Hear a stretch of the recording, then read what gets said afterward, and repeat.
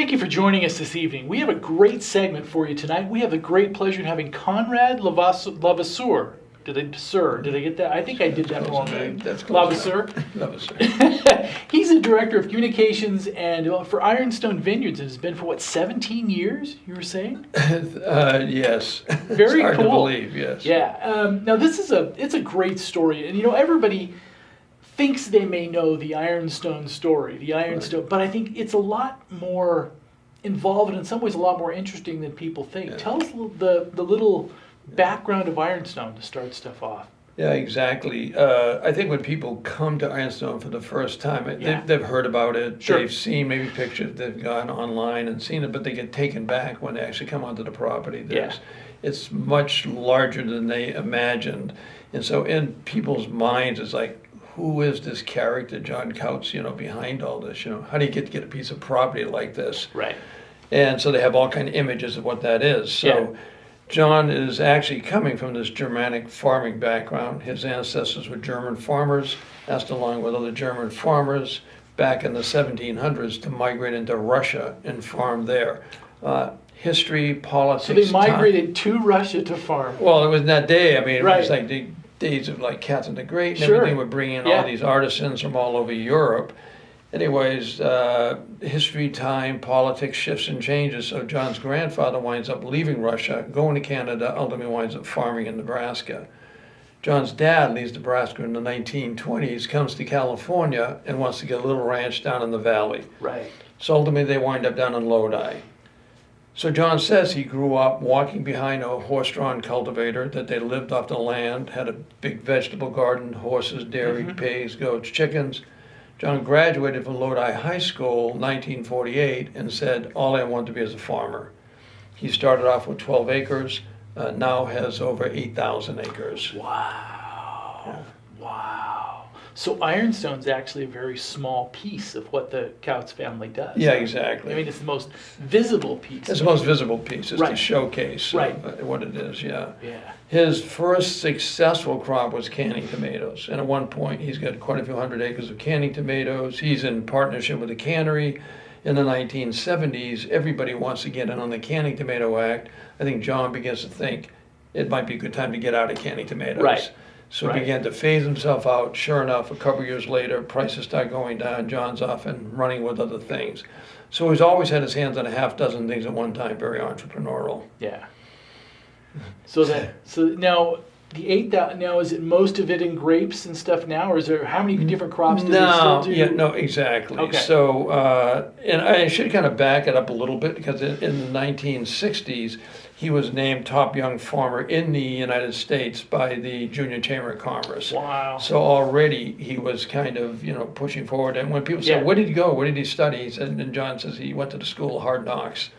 So when other people were, guys were out partying, he was like getting involved in all these different ag groups, really paying attention, and just moving and changing and watching, the rhythm of things change, and was like kind of catch that wave, or if it's not working, shift over to something else. But so he worked with a number of different, row crops. So, I mean, before he started planting, wine grapes, he probably worked with over 45 different vegetable and fruit trees. Wow. So the point is, out of all that, he was very familiar and intimate with the valley. Those hot Mediterranean days, key balancing factor, those cool delta breezes coming in at night. Yeah. So perfect microclimate for these kind of dry table grape wines. And then also, he and then Gail had, traveled all over, visit the major wine grape growing regions in the world.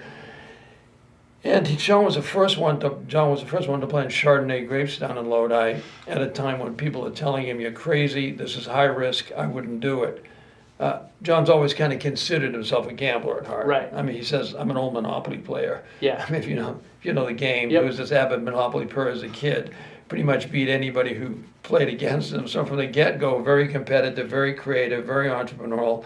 He's going to be 91 this month, and he's still driven. I mean, in terms of creatively driven, always seeing, thinking, what's next, what could be done. And I think, of course, the balance to that was his wife, Gail. And Gail is kind of the quieter but strong ballast to John.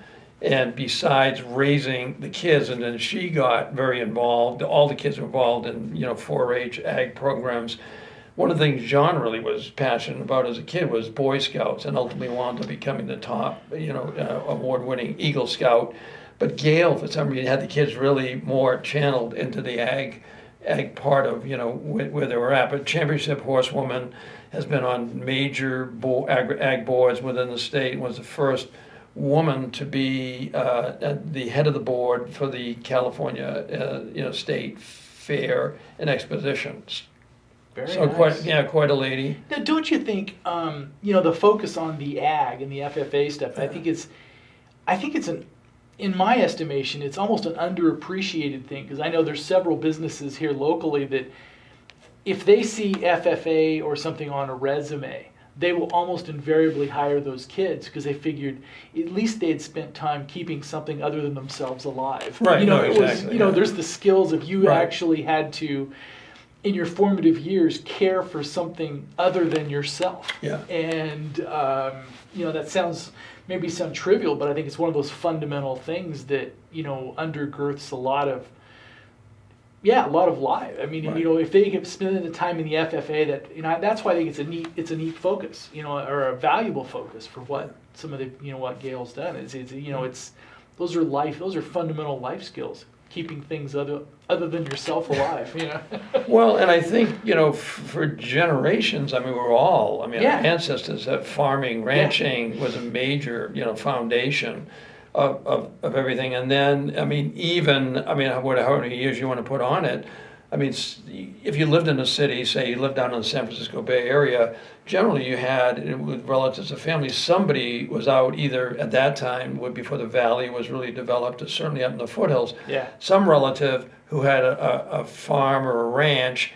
And so you would, be able to go up and get it. It was a way of getting away from it. You didn't have to have a tourism infrastructure to do it. Yes. But as that thing, and tourism, which is major, from a global point of view, and it kind of got pushed back a little bit, of course, as everything did with COVID. Yeah.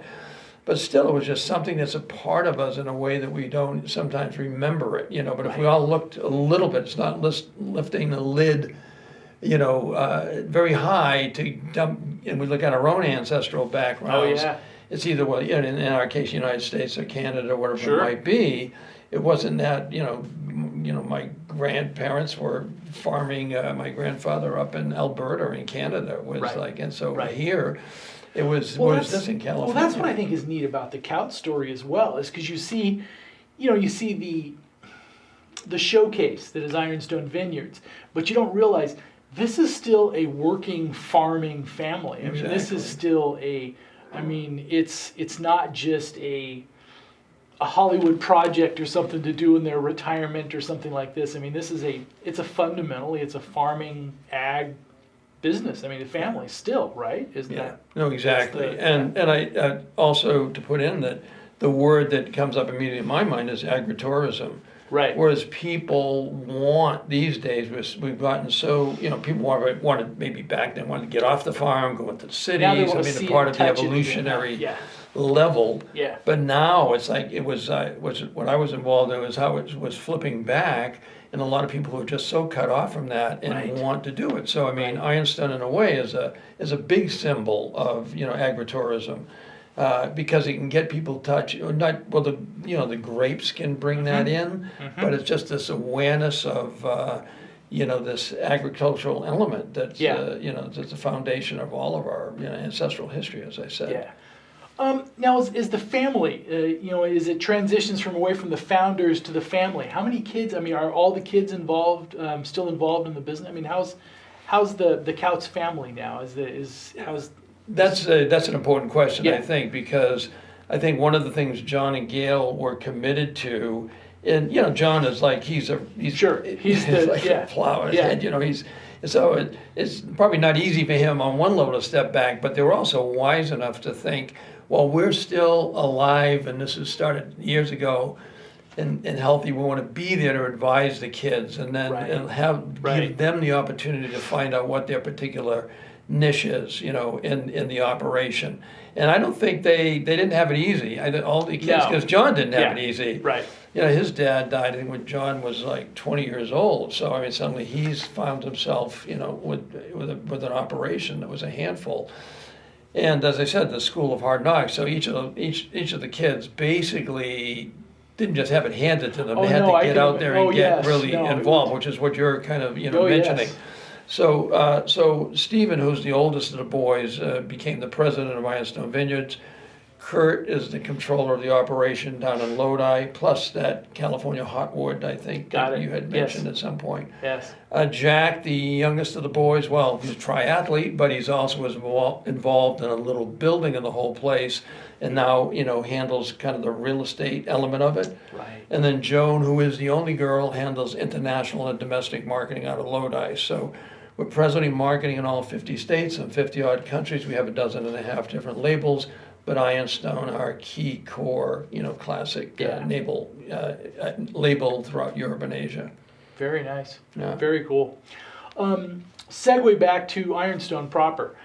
You guys have, been through a COVID year. I bet it's been something completely unplannable. Yeah. But you guys have kept grinding through. And one of the things I want to say is kind of as a thank you, is you've also hosted some graduations, some other things like that, and I think that the Ironstone Amphitheater venue was perfect. In fact, that it was designed and terraced to be able to do for the cars and everything else. I remember attended the Avery graduation, and it looked like an episode from a Walt Disney Cars movie because it was all perfectly. Right. It looks like it was designed for it, and it was actually kind of a neat photo moment in the middle of all the COVID stuff. You have all the cars terraced up, honking on cue for somebody on stage and stuff. And I think, I think it was wonderful that a venue like that existed, because I think it created for kids that had a, unfortunate timing of graduating or having some of those key moments during COVID. I think some of those moments we'll be able to look back and say, oh yeah, we did the drive-in, and it worked. Right. I mean, it was, but now as things are opening back up, I mean, now it's kind of go for concerts and everything else, huh? Yeah, and so of course last year, I mean, right pre-COVID, we had 9 major concerts. Yeah. And of course, no big concerts, no big weddings, no big anything, but it's across the board for everybody. And then it became, everybody had to kind of close down. But it really, because it's a farming base, I think people weren't drinking less wine. They were drinking maybe more. But they were, coming, was curbside pickup, like Wine Club and everything, or people were just, going direct mail to be able to get it. And then as the rules started to open up a little bit, of course, we were under regulations of San Joaquin County, but we've got a lot of open space there, but still we then wound up, when we again, whatever the rules are, really adapt accordingly to them. But then we could start setting up tasting bars, socially distanced, outside, and then also creating like a bistro outside of the of the music culinary music room area. From an operational perspective, have there been any positives that you guys have learned? You've had to learn new ways of doing things, but you found out that there's some efficiencies gained. Some of the things that you may keep in place going forward, some things you may have learned during the COVID era that work, or.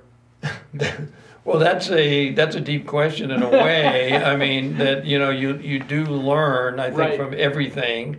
Yeah. If you have the right attitude, spirit, or you can choose not to. I mean, and then, but I think it is that sense of adaptation. Well, I mean, one thing that struck me at first, because nobody really knew what was happening. Well, it was going to be a few months or anything. No one really knew. There was all kinds of contradictory. And now it's a year later, right? Information. Yeah. But when I started hearing, I used to think when I'd hear about virtual reality, I'm saying, well, I'd prefer to get involved in reality, primarily. That's like my background with international travel, just out in the midst of it. But what was interesting when I first, like a meeting, I started hearing of Zoom, and I'm going, come on, how are you going to do this? But then out of necessity, right, it's suddenly you adapt to that, and to the point is now that even after with its opening, I'm noticing groups and organizations are still using that as a medium in order to be so that people, instead of having to drive 45 minutes to an hour for a meeting or something, if they have an option, they go on to Zoom or do a combination of live and Zoom. So it's like there's elements of that are going to be adapted in various ways. Yeah. And just out of it, a deep appreciation, which we might take for granted, of just human communication with each other and be able to see someone's whole face. Right. And again, everything's subject to change. But I think that level of when people come out there, of course, or anywhere and I don't just say Ironstone because to me, what really makes it, in Calaveras County, I mean, we're talking about the wine industry, is all the different wineries that have started. Yeah. I mean, during the gold rush period, you had 100 wineries in Calaveras County. It was among the top 4 wine grape growing regions in the state at that time, along with Napa Sonoma, considered number 1, El Dorado County, Los Angeles County. Well, what happens? History, politics, a couple of world wars, prohibition shifted and changed everything. So in the early 1980s, we just had 2 wineries in the county. Right. We now have over 35 wineries in the Calaveras Wine Grape Alliance, Amador County north of here, Shenandoah Valley, some 30-odd wineries there, El Dorado north of that, some 60-odd wineries there. So when I look at it, think about it's always as a region. Oh, yeah. And what's happening regionally makes me think metaphorically of what took place in Napa Sonoma in the 1960s, 1970s. No one up here has any desire to become Napa Sonoma. It's its own unique entity. But I think the way I read it is the major engines running tourism in the state who would have looked at areas like this a couple dozen years ago and referred to them as rural, and now in their big travel conferences pulling them center stage, talking about them as beyond the gateways. Right. They began to realize for many, many, many people without giving up the great, iconic tourist destinations of Hollywood, Disneyland, Universal Studios, San Diego Zoo, Monterey, Carmel, San Francisco, etc. There's this continuously growing wave of interest in these outlying areas. So for us, our identity is more like north to Sacramento, south to Mariposa, encompassing Yosemite, this motherlode region. Yeah. There was a catalyst to the more recent history of the state. So I think it's also that working together, as a region and as an area.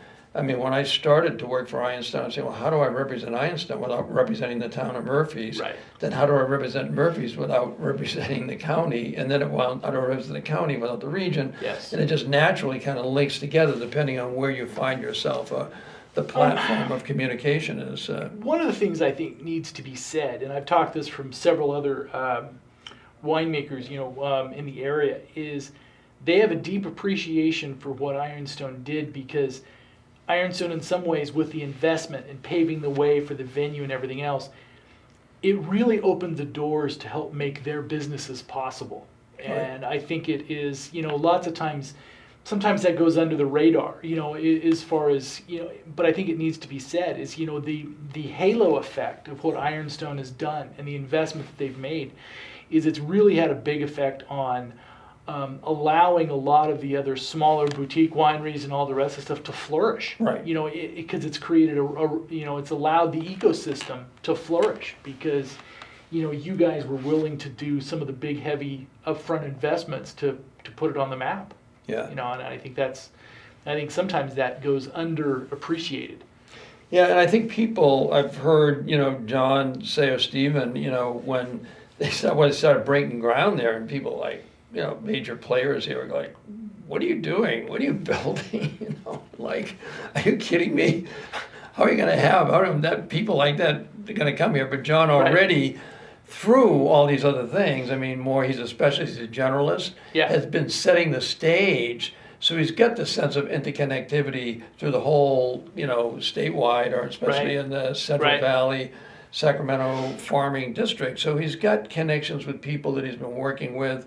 He's already, he's not like starting just stone cold, but he's got this vision, that he sees this potential, incredible potential for not just as a wine grape region, but as through this influence of tourism. Oh yeah. But again, John has that ability. I mean, this incident came up to me sometime back. I remember there was this graduate school in architecture. And one of the representatives kind of randomly approached me to see if they were taking like students in this graduate school to various sites around beyond like Calaveras County to give them an idea of all the differentiating ways of creating systems of architectural structures. And then I said, yeah, we'd love to bring them here. And I said, oh, that's cool. I'll set up something. Sure. I think probably with Larry Ringland and I think Don Bose, maybe the landscape architects that John worked with, who had his office in Murphy's. And the guy said, can we look at the architectural plans? I said, no, there aren't any architectural plans. John is the architectural plan. I mean, he would just get inspired. He could be with Don Bose, you know, just having a glass of wine or something at Murphy's Hotel, and then John would get an idea. He'd literally be, you know, grab a piece of paper or a napkin, jot it down, and why don't we try this? And then go back and forth. And if something didn't work, I mean, John, his sense of intuition, he would just break it all down. Let's start all over again, you know. So he had a sense, and I think he also had a really good sense of, you know, connecting or bringing in people with specific skill levels in the various areas as well. A little bit on the amphitheater isn't it usually, it's always ranked in one of the best amphitheaters in the nation, right? Doesn't it always rank really well? It does. And I think that had been developing over the years. And so the first concert area they had at Ironstone was down at the lake. We have this man-made lake, 14 acres of gardens. And it was Sunday afternoons in the park. Local bands from the valley. So people would come in, stop up at the tasting room, get a bottle of wine, a picnic lunch, come down with blankets, garden chairs, sit throughout the area. It was a pleasant way to spend a Sunday afternoon. But then they started working on the amphitheater, and then and so all the focus at that time had to go on developing the amphitheater. And so like 1,000 people was a big deal at one point, you know, so we could do everything ourselves. And then, but as it got bigger and bigger and bigger, when you get up to like 7,000 people for a concert, so the changes that have gone on with that, and it was a labor of love in that sense, you know, you weren't making a big profit on those early concerts, but I mean, there was a vision again, and there was a vision of the possibility of what that is, and I think that vision is what always, you know, would bring it, and I think John had a way of adapting, and of course Gail too, she's pretty adaptable being in relationship with him. They had a way of being able to shapeshift, you know, to it if it wasn't working or following what does work. So what they probably thought was going to be the vision of what they were doing and what ultimately wound up being it. And of course everybody, especially in those early days and today in a different way, everybody would just jump in and do whatever needed to be done. I mean, you might have had a job description, but even before I was there, it was just whatever it was. Everybody kind of kicked in, and it was a sense of, I mean, it was challenging and it was hard work, but it was also that excitement of collectively working together for something larger, you know, happening and the mystery of it all. But in a way that was also, I think, in a different scale with the, you know, the community of the Wine Grape, you know, Alliance community, the early stages, that people, it was more than just producing wine. It was like families coming together and that sense of development and the lifestyle. And so there was a lot of help that everybody gave to each other. And I think that's what, when we moved up, when my wife and I, and with 3 kids, moved up from San Francisco in the early 80s, 80, 81, it was that spirit in the county that really ignited us. It was people that came in, wanted to create a different lifestyle, bringing all kinds of different levels of talent. But on a scale, you know, at Ironstone and Murphy's, it was that. And I think John had a big vision of that possibility. But you had all these other, you know, visionaries that were working together to make it happen. So I think they, you know, was that honoring on both sides, and that's what makes the county interesting. It is. And one of the things I think is a compliment to Ironstone and what they've built is that, you know, lots of times, you know, all the talent that comes through the bands and that, you know, the celebrities that come through in the band. It's interesting to see is sometimes now you see that they'll make an Ironstone is kind of a little pause on their tour. Like they'll spend some days. They'll actually spend some time in Murphy's. You'll see them actually instead of just on to the next. And I think that's a real compliment to what it's become, what the area's become as well is, you know, it's a place that they saw this as a little bit of an event for them to come up and play. You know, so in some ways it has to be a very popular place for an act to play, you know. Well, yeah, you're right, and I think it was also like a surprise. Some of them I've heard some of the band members saying, "Where are we going? Where is this? What's next on the tour? This is where Murphy's." Middle of nowhere. You'd be kidding me, right? And it's like, it was like the early days when any of the musical genre was developing. That's what it was. I mean, you're on the road and the bus or whatever. But I think when they get there, it's like, wow, this is something. And I think you're right. Some of them stay over and they'll come back, and it's just, and it's a little bit different than their other, you know, venues, you know, on their road trip. So and then also, I mean, you know, with Gail and this concourse, it'll be the 25th anniversary year of that, and so we'll have a second to the one they do in Pebble Beach. A lot of people in Pebble Beach will bring their cars up here. Well, it's not as expensive. It's a little more casual. And it's really it's such a great weekend, and it's the only time. And so they can probably this year it's potentially a little over 300 cars, but it could be over 400 cars in some of the years past. And they're all spread throughout. That you mentioned the amphitheater down and around the lake. It's the only time our Master Gardener Larry Ringland is going to let any vehicles on his grass. So we've celebrated Corvette's 50th anniversary, Cadillac's 100th, Rolls Royce's 100th anniversary, Ford Thunderbird's 50th. It's an absolutely fabulous car show. But I'm always telling people, even if you're not into classic cars, it's hard not to appreciate it from a pure art gallery point of view. It's like Storyville there, because people with some of their cars, it's not just a car, it's like a story, or these cars have been passed down in some of their families for generations. And they love to talk about them, and it's always like a surprise. So I've had people come up here and we've never been to a car show before. This is fabulous. Oh, it's amazing. I know we could go on here for a couple hours, and maybe we should at some time to really do it. But we're down to our last couple minutes. So so if you're gonna tie a little bow on it for right now, for the state of Ironstone. I know we've got concerts and concourse coming up, but I mean, give us a little bit of synopsis. What I want to do is I was saying on that for the concourse. I mean, the benefits of that go to the 4-H Club scholarships for Future Farmers America, state farming scholarships. So John and Gil appreciative of the help they got in their early farming history, and I do want to kind of put in there Bob Anderson, who's our executive chef, has come over for us, and he had worked for years as the top chef in the Ahwahnee down in Yosemite, also Greenhorn Creek, V's Restaurant, instrumental in getting that thing going, and on and on. So what people aren't so much aware of is we have this amazing bistro now at night, and so people that know Bob, I mean, kind of follow him where he is, and so people don't tend to think of us as having like an evening restaurant or a bistro. Right. And so we started that a little bit outside first, but now that we're able to come inside, so without knowing the time element we're looking at it, but I wanted to, so that's another element I think is really critical. I mean, it just people's awareness to be aware of that. So it kind of adds another possibility, especially during the summer months, I would say, Thank you. And I think, thanks to the Couts family too for having a vision to be able to develop something like that in our backyard. I think it's it's appreciated by sometimes more people than may even pass that along, because it's allowed other careers to flourish, and it's even driven ancillary business, and it helped the whole area mature. And thank you, and thank you for spending some time with us, Conrad. No, thanks very much. It's been fun here. Thank you. Quite fast.